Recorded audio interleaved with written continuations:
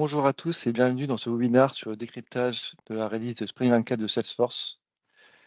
Je suis Rodolphe Konechny, directeur de la practice Core CRM Salesforce chez Niji.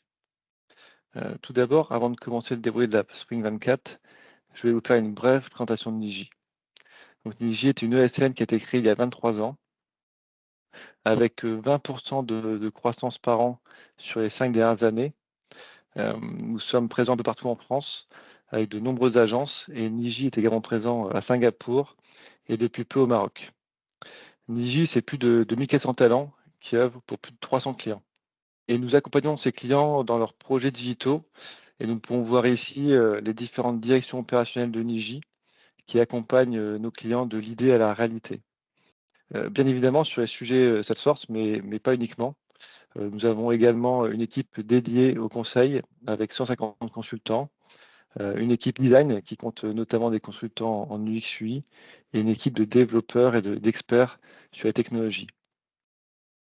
Et puis enfin, nous avons également une direction opérationnelle qui intervient pour nos clients sur la problématique de data et d'intelligence artificielle, et une dernière qui intervient sur les enjeux autour de la cybersécurité. Nous faisons un petit focus sur l'équipe Salesforce. Donc, nous comptons plus de 130 consultants avec plus de 400 certifications. Et donc, Niji est Summit Partner et un partenariat depuis 2011 avec Salesforce. Et nous accompagnons nos clients sur leurs projets, avec plus de 250 projets sur les 13 dernières années, mais également sur la maintenance et sur le change, et cela sur les différents clouds de Salesforce. Et voici donc les experts qui vont vous présenter les nouveautés de cette release Spring 24. Donc Grégory Martin va tout d'abord vous présenter les nouveautés sur les nouveautés fonctionnelles sur les clouds Sales, Service et Field Service, avec notamment des avancées sur l'ergonomie des écrans et également sur les fonctionnalités d'intelligence artificielle. Puis Brahim Lessaoui et Laurent Georget vous présenteront les avancées techniques avec notamment des nouveautés sur les flows et également par rapport à Hyperforce. Et puis enfin, Mathilde Boucher et Florian Rouet vous présenteront les nouveautés sur le marketing avec notamment un sujet autour de la délivrabilité et également sur la connexion avec Data Cloud. Donc, je passe la main à Grégory qui va nous présenter les nouveautés de cette nouvelle release. Merci Rodolphe. Bonjour à tous. Tout d'abord, commençons par les fonctionnalités transverses. Nous allons parler des limites augmentées dans les différentes éditions et de simplification de fonctionnement. Tout d'abord, les dynamic forms. Salesforce continue sur sa lancée en simplifiant et en améliorant la gestion des présentations de pages des objets. Précédemment, pour afficher certaines informations d'un objet lié à l'enregistrement, un administrateur devait ajouter un champ formule qui appelait l'information de l'objet lié et devait ensuite afficher ce champ sur la présentation de page.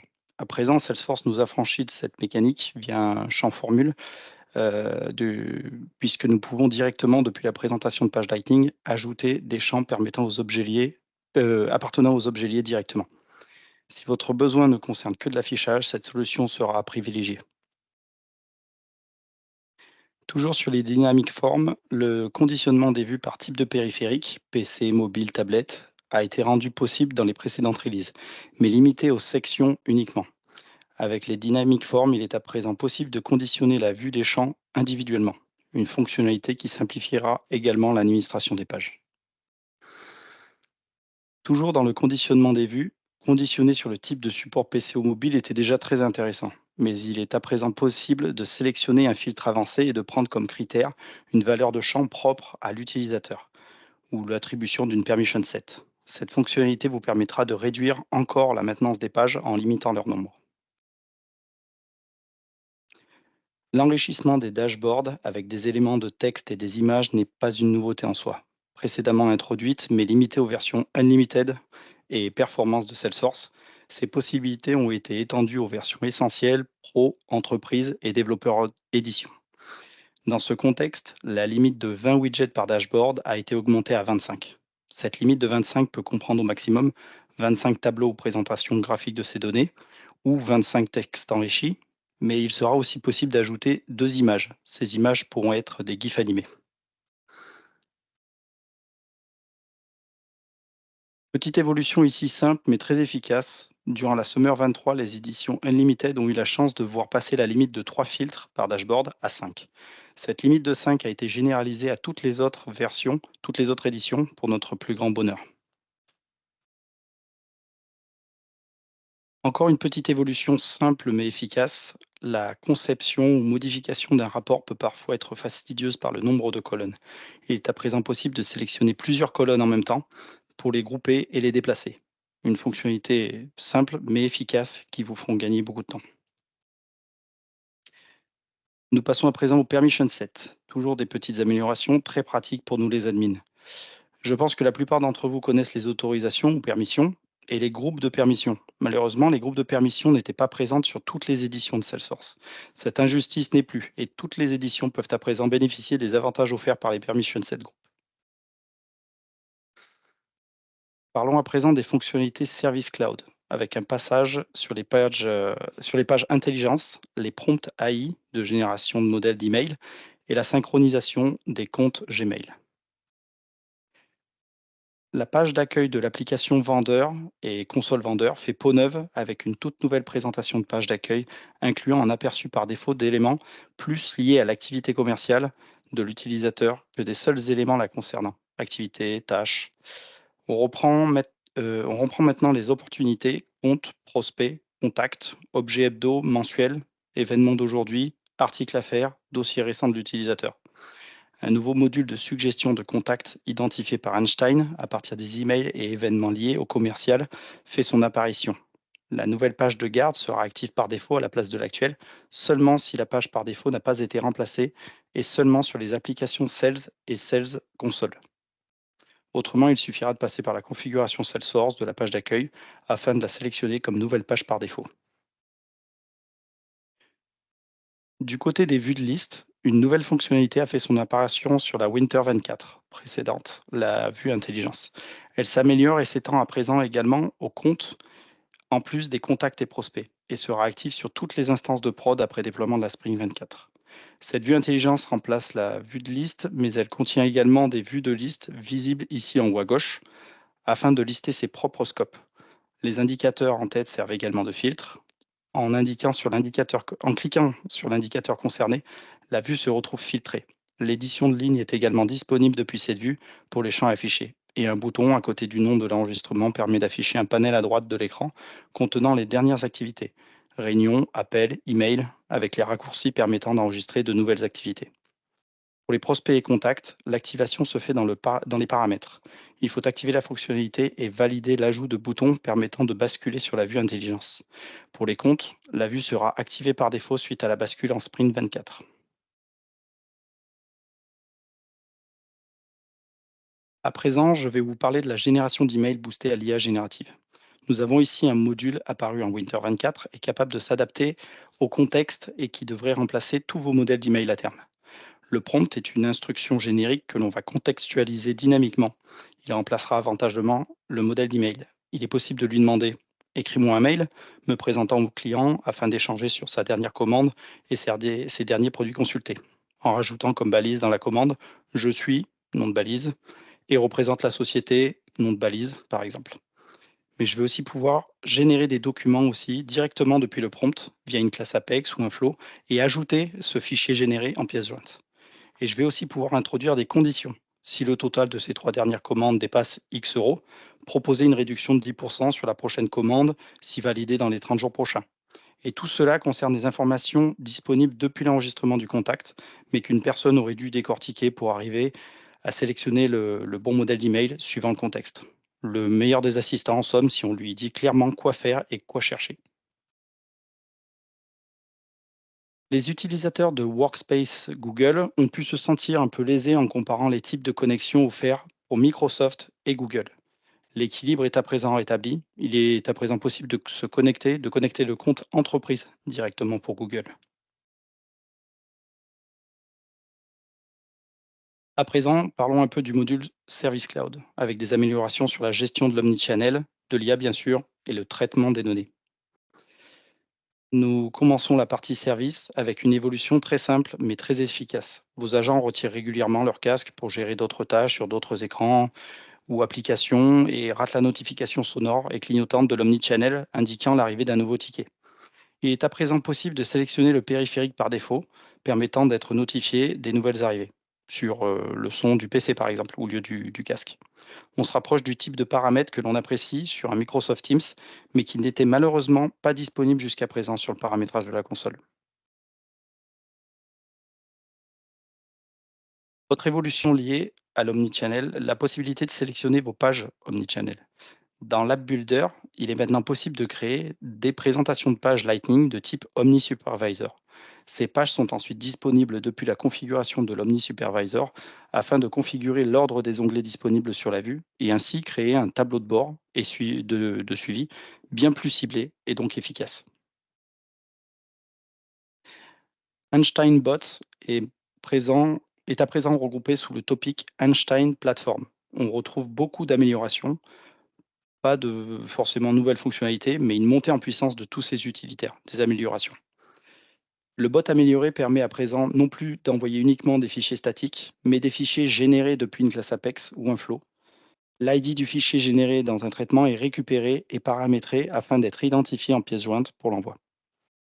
Le module de désambiguïsation en version bêta continue de gagner en puissance et en performance. Il permet pour rappel de proposer à la personne interagissant avec le bot une liste des interprétations possibles de sa demande. Même principe pour le module de traduction des dialogues du bot. La prise en charge des traductions est améliorée. Dernier point sur les rapports de robots. Il est à rappeler qu'à chaque release, certains rapports standards des robots évoluent afin de mieux couvrir vos besoins et ces derniers rapports peuvent être visualisés dans le dossier correspondant à cette nouvelle release. Donc ici, rapport robot Einstein Spring 24. Le module de protection des données sensibles continue à évoluer et protège à présent également vos transcripts d'appels vocaux. Pour rappel, ce module permet, selon vos besoins et règles mises en place, par exemple de masquer des informations confidentielles comme un code d'accès, un numéro de carte de crédit, afin de protéger les données clients que celui-ci ne voudrait pas transmettre dans ce canal, ou à contrario, protéger vos agents d'un client potentiellement agressif et ainsi masquer l'affichage de mots grossiers ou insultants. La donnée enregistrée est également modifiée.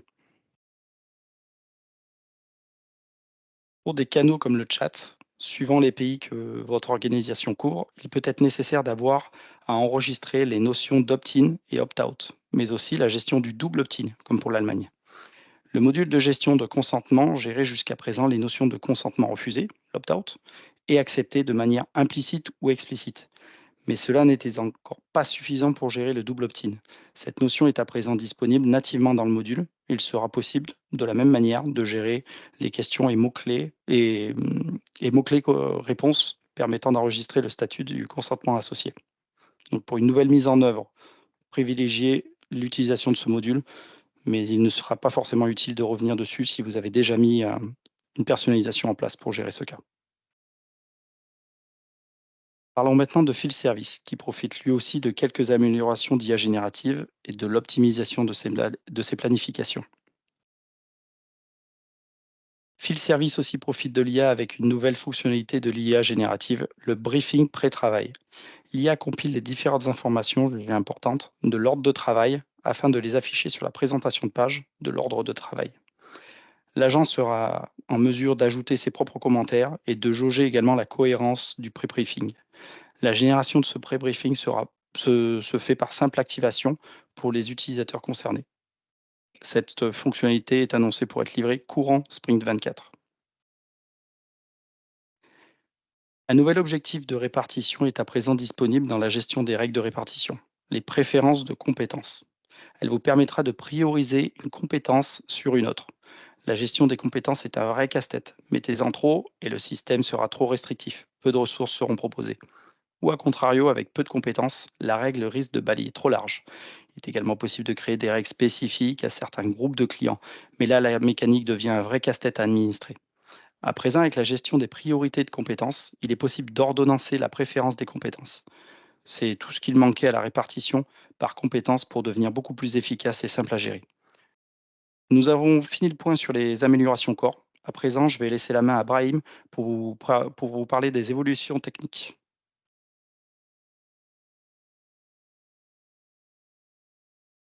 Merci Grégory.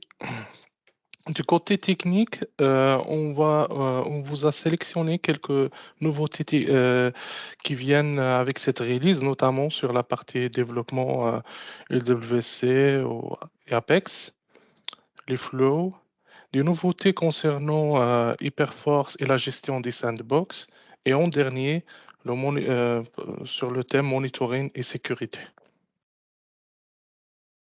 Sur les nouveautés LWC et Apex, on va vous présenter le composant Record Picker, la classe UID et les nouvelles méthodes Apex pour une gestion native des fichiers zip.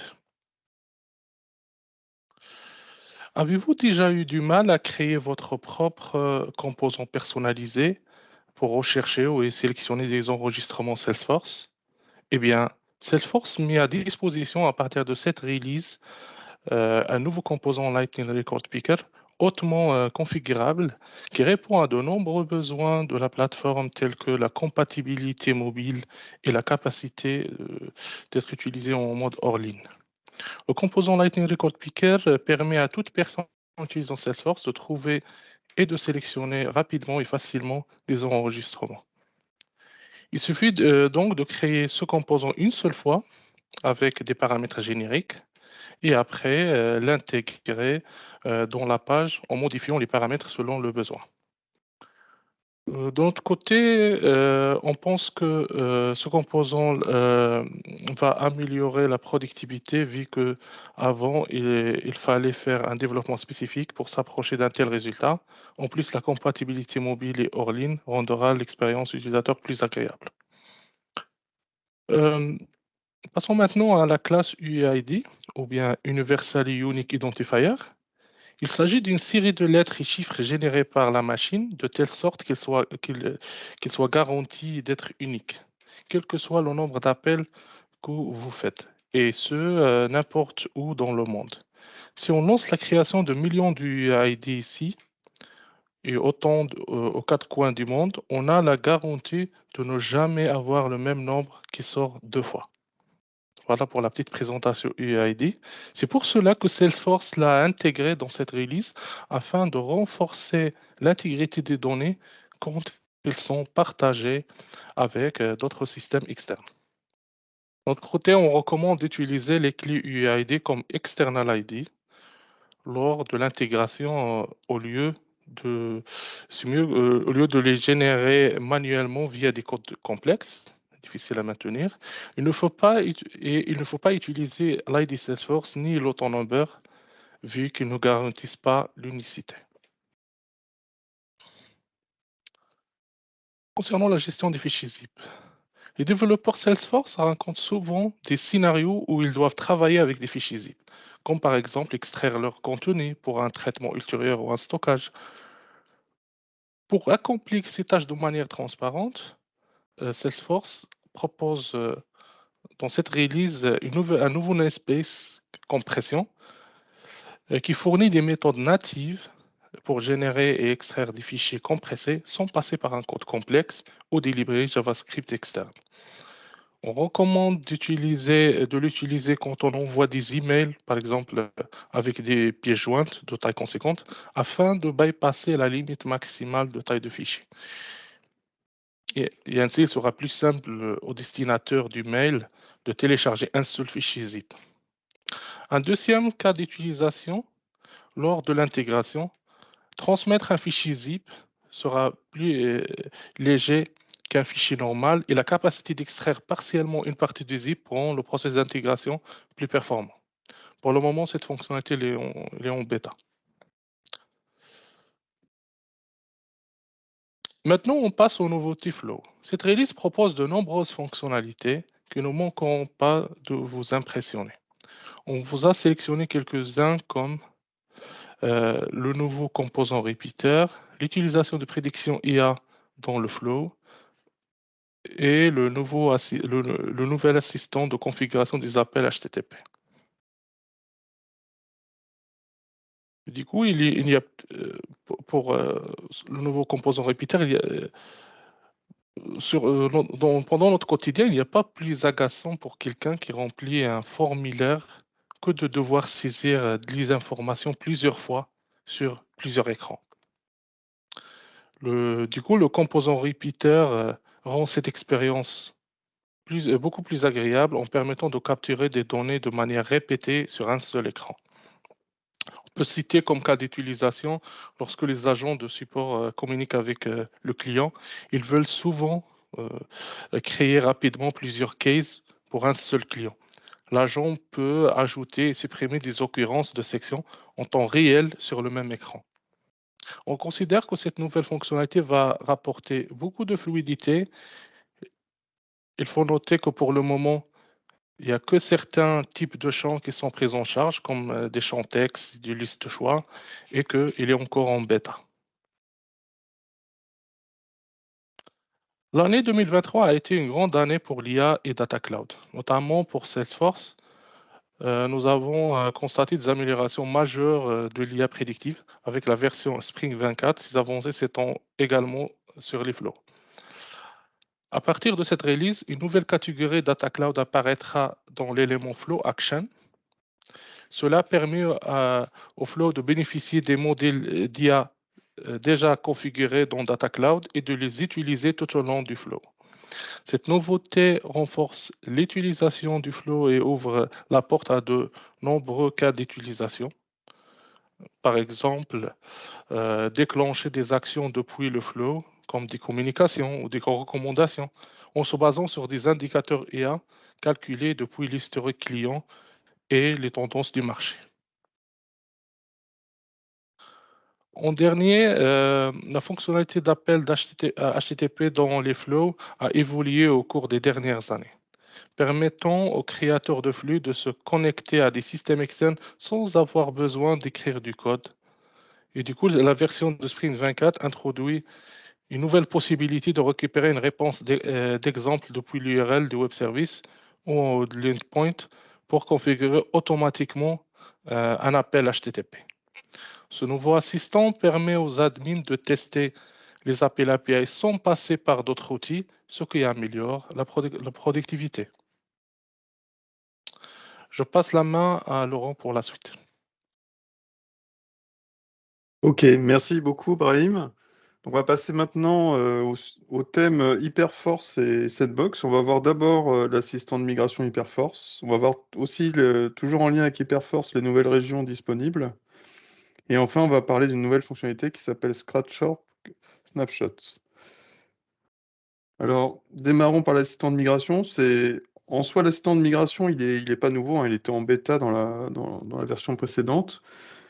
Juste pour rappel pour tout le monde, hein, Hyperforce, c'est la nouvelle infrastructure cloud, hein, qui est basée sur le cloud public Amazon.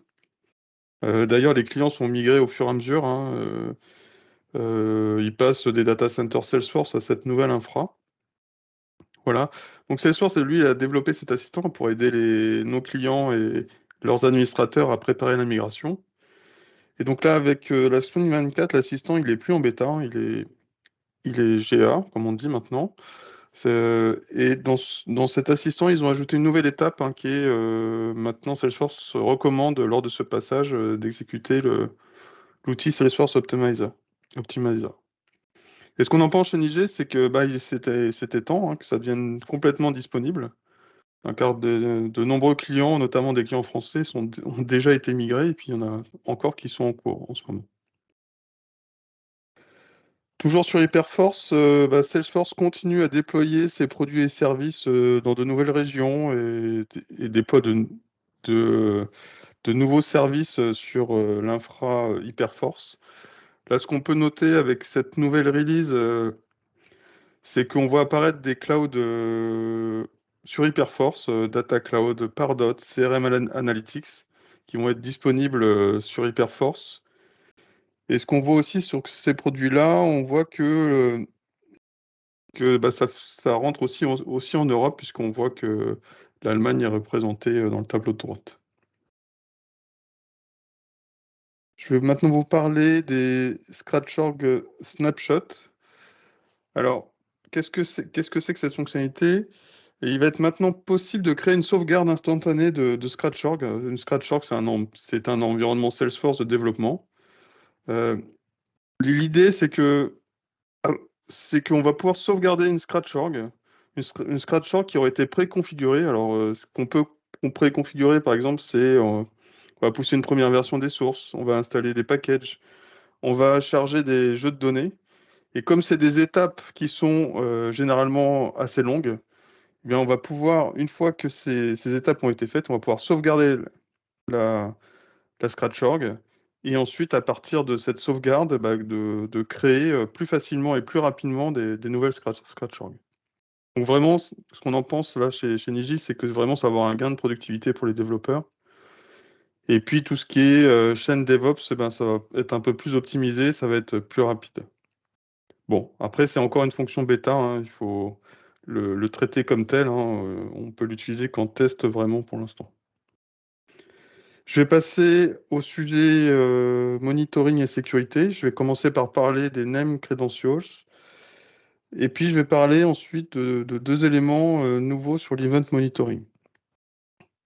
Alors, commençons par les name credentials. Alors, c'est très important, les name credentials, parce que c'est la manière la plus sécurisée dans Salesforce pour stocker des clés ou des mots de passe, hein, dans des contextes où on va appeler des web services externes.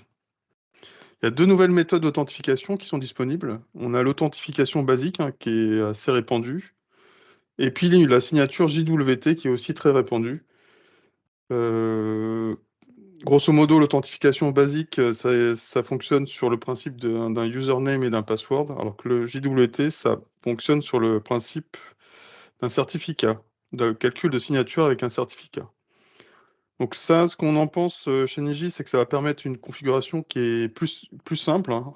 Avant, on pouvait faire ce type d'authentification, mais ça nécessitait un contournement ou un code Apex qui serait à maintenir ensuite. Donc là, il n'y aura plus besoin de tout ça.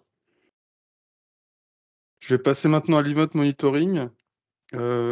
Pour ceux qui ne savent pas, l'event monitoring, c'est une fonctionnalité qui permet de surveiller les performances de l'application Salesforce ou de surveiller des événements particuliers. On peut y voir le temps de chargement des pages, l'historique des connexions. Est-ce que des gens exportent des données via des rapports, par exemple, tout un tas de choses de ce type-là.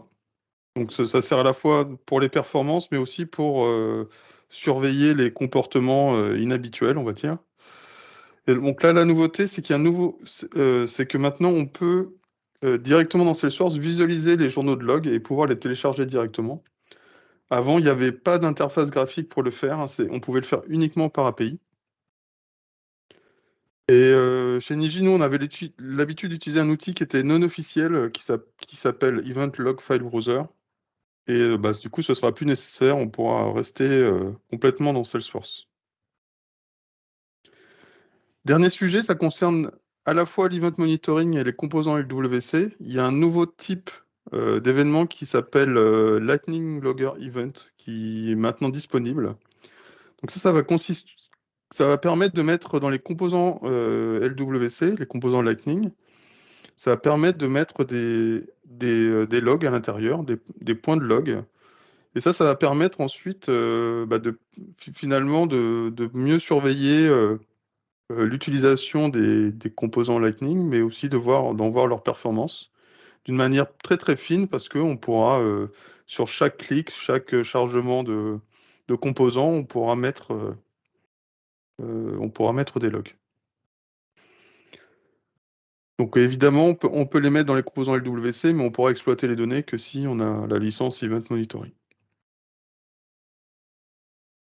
Merci beaucoup. Je laisse la main à Florian pour la suite sur Marketing Cloud. Merci Laurent. Très intéressant. Alors, une fois n'est pas coutume, la release Marketing Cloud Engagement, elle est publiée après les autres. Ce sera le 7 mars prochain. Côté marketing, on aime se faire attendre. Donc, on se concentre aujourd'hui sur Marketing Cloud Account Engagement, anciennement Pardot, et une grosse nouveauté aussi qu'on adresse maintenant chez Niji, Data Cloud. Mais avant de nous lancer vers les nouveautés Pardot, il y a un sujet qui nous concerne toutes et tous, peu importe d'ailleurs le cloud sur lequel vous évoluez, hein, ce sont les nouvelles règles de délivrabilité que Gmail et Yahoo ont sorti le 1er février dernier. Donc, Mathilde va vous faire un rapide focus avant de rentrer dans le dur. Et concernant la release Marketing Cloud, on fera un event dédié à la communauté avec des posts et des good tips. Ne vous inquiétez pas. À toi, Mathilde. Merci Florian. Oui, du coup, en effet, la dernière release de Salesforce, elle s'allie avec les dernières les dernières annonces de Gmail et Yahoo concernant la délivrabilité des communications email. Donc concrètement, les grands changements annoncés tendent finalement à appliquer les fameuses bonnes pratiques emailing. Ça concerne les destinataires Google, Yahoo, mais c'est aussi valable pour toutes les boîtes de mail en général, Outlook, Orange, Free, vraiment toutes. Donc l'idée ici, c'est de garder les emails hors des filtres anti-spam, de rester aligné sur les meilleures pratiques de délivrabilité des emails.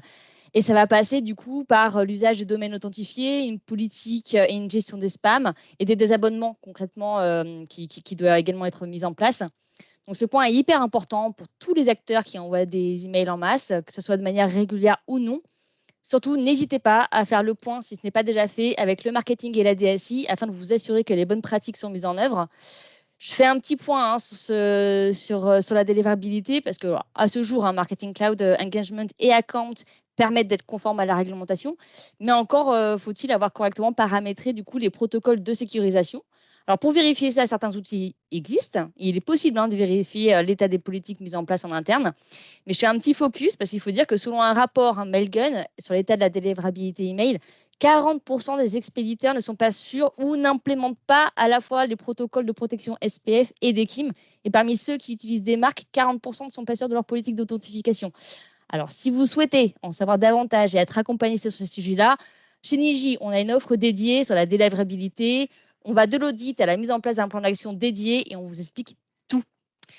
Donc, je passe désormais sur la release produit en commençant par Marketing Cloud Account Engagement, aka Pardot.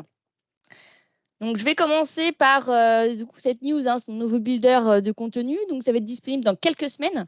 Salesforce propose aux marketeurs d'utiliser un nouveau builder pour créer et gérer les contenus en cliquant sur Edit in Builder depuis n'importe quel contenu d'email. Donc, les détails quant à l'évolution du builder n'ont pas été partagés, mais ce qui est sûr, c'est que c'est pour les marketeurs une très bonne nouvelle parce qu'ils pourront très prochainement tester cette nouvelle version Lightning et profiter d'une expérience qui se veut plus moderne et plus modulaire. Alors, pour ceux qui préféraient l'ancienne version, elle sera toujours disponible. Il sera alors possible pour vous de choisir celle sur laquelle vous êtes plus à l'aise. Mais il est vrai que nous, en tout cas, chez Niji et à l'usage, on trouve que la version Lightning, elle est vraiment plus facilitatrice dans les actions à réaliser au quotidien, avec des glissés-déposés, des composants venant de l'App Exchange, comme la notation en étoile, l'intégration vidéo, des boutons, par exemple. Donc, nous, on trouve que c'est un vrai plus. Pour continuer sur le sujet de la gestion du contenu, la prochaine annonce, du coup, concerne l'usage de l'intelligence artificielle au profit de la création de contenu. Donc, en effet, comme vous le savez, depuis 2020, Salesforce renforce son offre EA via les modules Einstein, donc imbriqués dans de plus en plus de modules Salesforce. Et c'est désormais au tour de Account Engagement d'offrir l'assistance de l'intelligence artificielle pour la création de contenu. On l'attendait, c'est top. Donc, opérationnellement, une fois paramétré sur votre compte, un bloc Einstein va apparaître sur la droite de votre fenêtre de création d'email ou également sur la création de vos pages de rédaction, vos formulaires. Et en gros, ça vous permettra de recevoir des suggestions de contenu, des améliorations pertinentes, un peu à la mode ChatGPT. Donc là, je précise que cette fonctionnalité, elle sera disponible uniquement sur les builders Lightning que je viens juste de proposer. Donc, ça va peut-être vous aider dans votre choix de builder. Ça va clairement aider en tout cas les marketeurs, si ce n'est pas à créer du contenu, au moins à les inspirer pour améliorer les lignes d'objets, les copies d'email par exemple. Et selon nous, c'est vraiment un très bon outil pour gagner du temps et de l'inspiration. Je passe sur les autres releases Spring 24 sur Account Engagement. Alors, j'en ai sélectionné 3 dernières. La première news, du coup, concerne le connecteur X. Donc, en août dernier, X, anciennement Twitter, a annoncé changer les paramètres des API publics mis à disposition, ce qui a cassé le connecteur avec Account Engagement. Donc, sans ce connecteur, il n'est plus possible d'utiliser le module Social Posting sur Twitter. Et il n'est plus non plus possible de récupérer les données d'engagement sur les posts déjà publiés. Et là, la release Spring 24 de Account Engagement l'officialise à son tour. La seconde news, c'est l'amélioration d'API pour gérer les formulaires externes connectés à Account Engagement.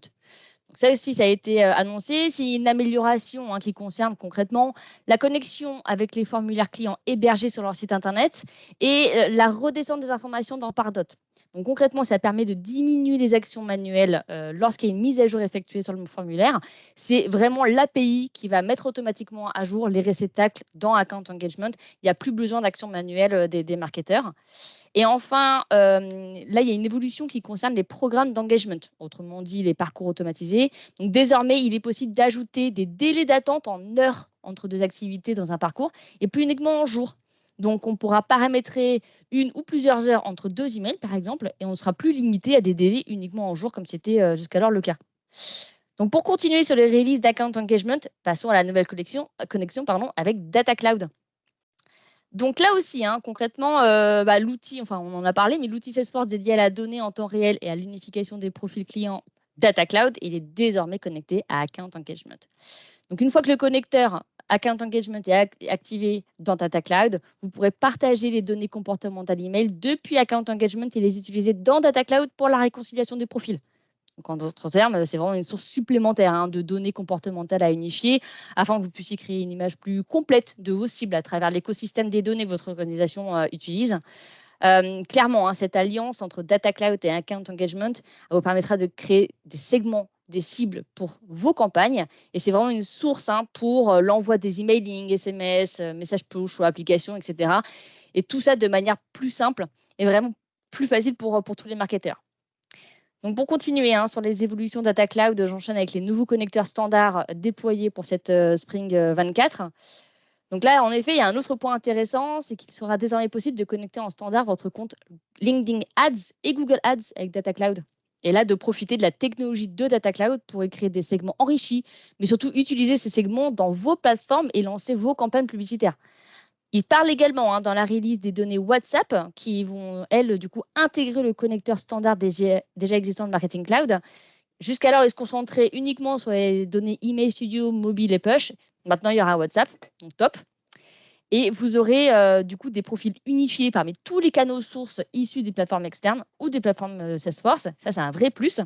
Et il est clair pour nous, les marketeurs, que plus il y a de connecteurs standards qui seront mis à disposition, plus il sera intéressant d'utiliser Data Cloud et d'y faire de la segmentation clients et prospects. Pour vous donner un exemple, même si les cas d'usage vraiment varient en fonction de tous les clients, mais il sera possible d'envoyer des notifications WhatsApp suite à un abandon de panier détecté dans Experience Cloud. Donc, comme je l'ai dit, les cas d'usage sont hyper nombreux et là, Niji aussi peut vous accompagner. Je fais un dernier point intéressant concernant Data Cloud pour les marketeurs. C'est du coup l'évolution d'Einstein Segment Creation dans Data Cloud. Donc, qui concrètement, comme on a pu le voir aussi un peu plus tôt sur Account Engagement, ici, il sera possible d'ouvrir une boîte de dialogue Einstein dans Data Cloud et d'y rédiger le segment recherché. Et alors, les résultats, ils se feront automatiquement dans la plateforme. Donc, ça permet vraiment à tous les marketeurs, sans trop d'efforts, de créer leur segment sans écriture SQL, sans forcément connaître en profondeur leur data model et les filtres, etc. Enfin, moi, je trouve que c'est un vrai plus du quotidien. Alors, par contre, il y a un petit bémol, c'est que pour l'instant, l'IA Einstein ici fonctionne qu'en anglais. Donc, on patiente encore un petit peu pour la version française. Mais en attendant, ceux qui travaillent dans un data model anglophone, ça fonctionne très bien. Donc, à ce sujet, je fais une petite parenthèse. Niji a une cellule spéciale IA Einstein avec toutes les possibilités qu'il existe dans les outils. Et on vous en dira plus prochainement. Et ça sera tout pour la partie marketing.